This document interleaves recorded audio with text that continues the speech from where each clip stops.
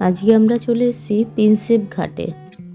তারপর সেখানে গিয়ে দেখি ওখানে ঘাট সংস্কারের কাজ চলছে। আমরা যখন গেছিলাম তখন এটা ভাটা চলছিল ওখানে।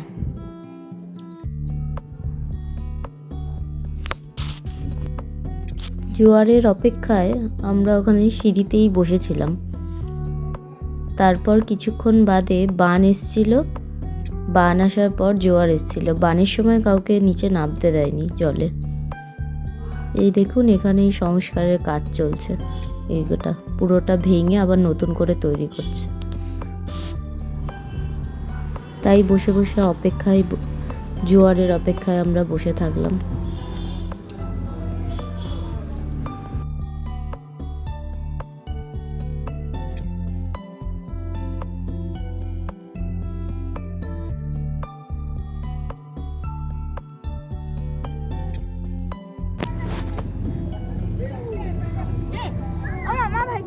খুব জ্বালাচ্ছে। সরিয়ে দেবো ভাইকে ওখান দিয়ে, দাদাকে ওখানে সরিয়ে দেবো। আমাদের কি দেখাচ্ছে?